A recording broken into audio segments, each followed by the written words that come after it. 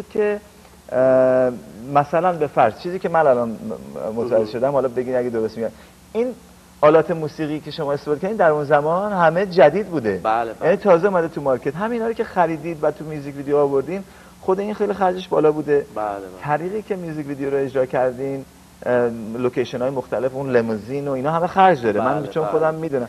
برای یه مقدار در رابطه اینا همونطوری که گفتین اینا همش کارهایی بودش که خیلی خرج داشت و ما میتونستیم فرضاً اون موقع شما میلیونر بودین یا والا نه؟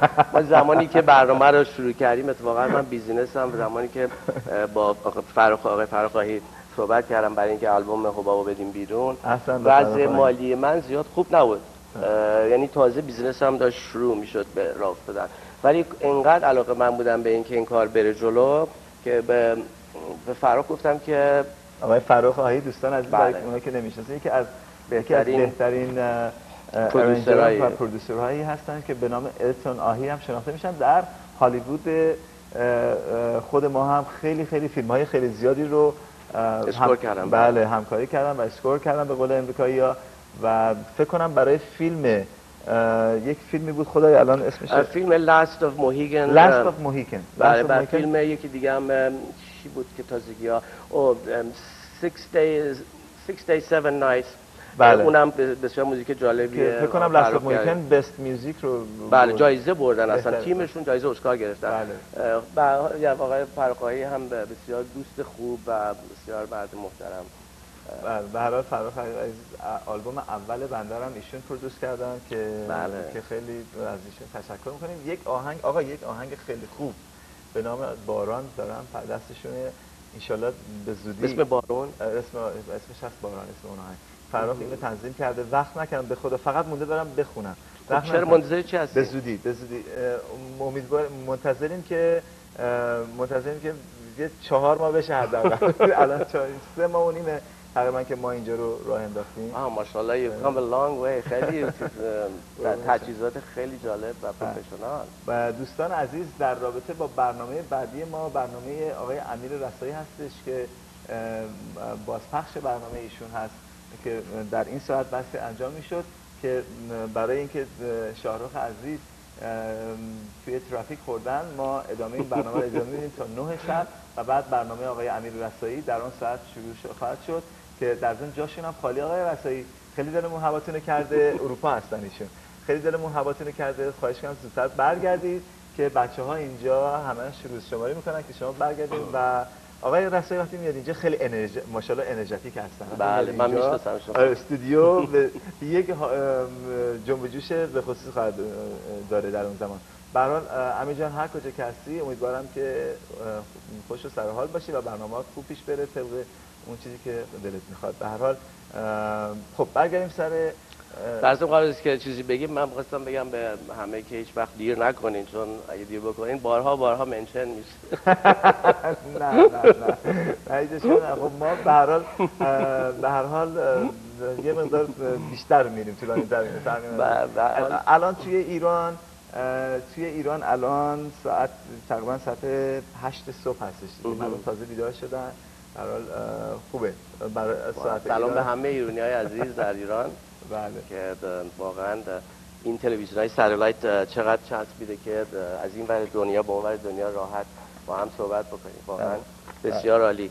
ما الان می‌دونید که من می‌خوام یه مقدار عکسای همونطوری که می‌بینین مقاله ها خیلی زیاده. سابقه کاری شاهرخ جون ماشاءالله همه داکیومنت شده است.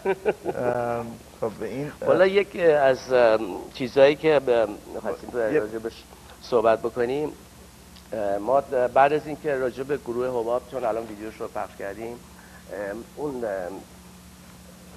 من دقیقاً نمی‌دونم از کدوم کامera داره میاد، چراغ نداره. این هستش. این به هر حال می‌خواستم بگم که ما با گروه حباب برنامه گذاشتیم تو پالاس بعد از اینکه آلبوم اومد بیرون و برنامه بسیار موفقی بود. خواننده‌های خیلی خوبمون مثل شهره جون و اندی کوروس و کسان دیگه از تلویزیون ها، از تمام مجلات، از مجله جوانان رایگان، همه اومدن ما رو ساپورت کردن، کاری که معمولا انجام نمیدن با بندهای جدید.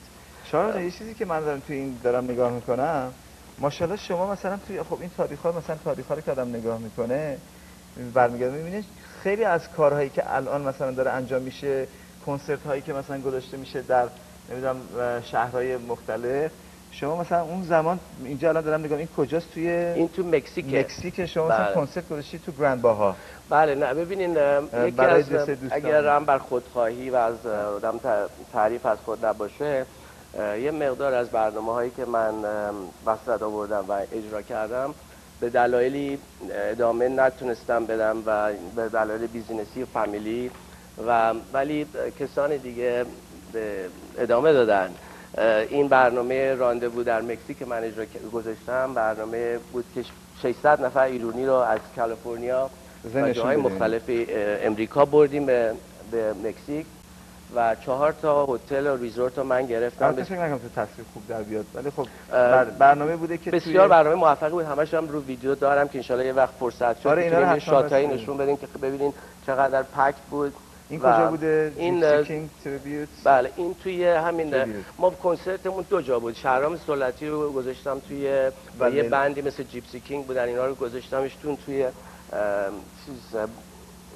روزاریتو بیچ هتل که هتل بسیار خوبیه در روزاریتو. نه تنها خودتون فعالیت هنری خودتون که میکردین، هیچی هنرمندان دیگر هم خیلی همیاری میدادید که در پروموت میکردین برنامه‌های کنسرت و چیزای کسای دیگر رو. من راندوو کلابی که درست کردم اولین کلاب ایرانی بود که 2 تا دنس فلور داشت و 2 تا دیجی، در یکی بنده یکی دیجی آهنگای ایرانی، یکی آهنگای تاپ 40s خارجی و بلک جک تیبل.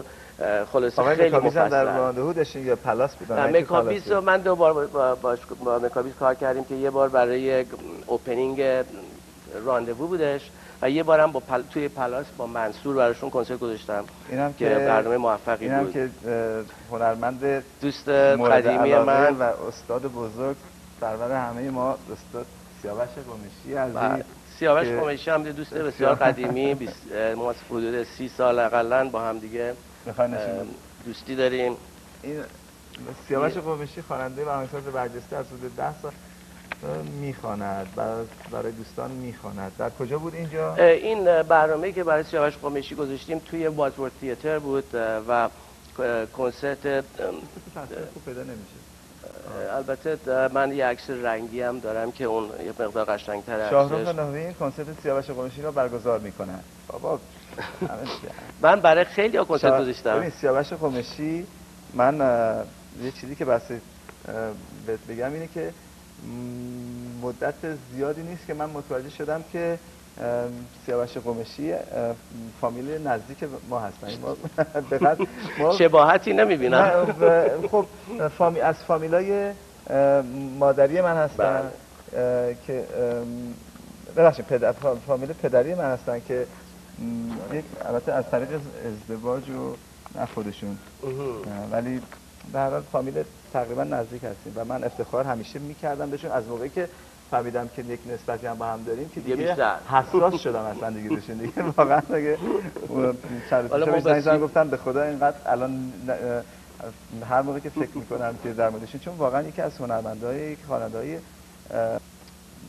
بله قدیمی خوب قدیمی که نمیشه زیاد گفت ولی خب به هر حال یکی از بهترین خواننده‌های ایرانی هستن که جالب اینه که در ایران و در امریکا در همه جای دنیا ایشون مورد توجه هم نوجوانان هستن هم مسن‌ترها و این خود این جالبی کار این هست.